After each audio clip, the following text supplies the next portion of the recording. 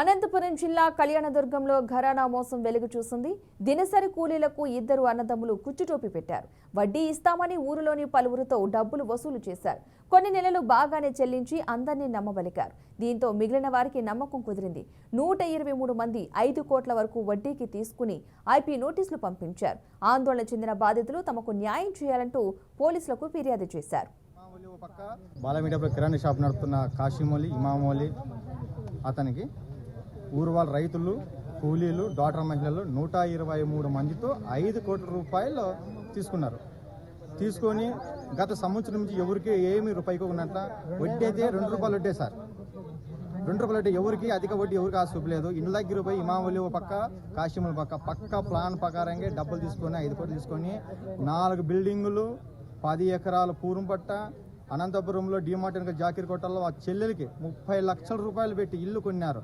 సొంతం వాళ్ళ బావకి 15 లక్షలు పెట్టి బాల వెంకటాపురంలో ఒక చైన్ తీసినారు.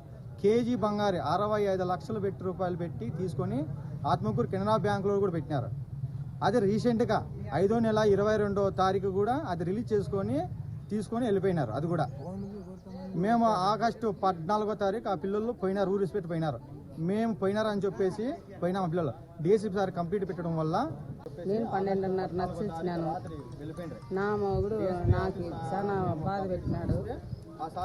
నాకు డబ్బులు ఎట్లన్నా కానీ మీరు సాయం చేయాలా, మీరు ఏదన్నా న్యాయం చేయాలా, నాకు చాలా బాధగా పిలుస్తున్నారు. నా మొగుడు పిల్లలు అంతా చాలా బాధ పెడుతున్నారు.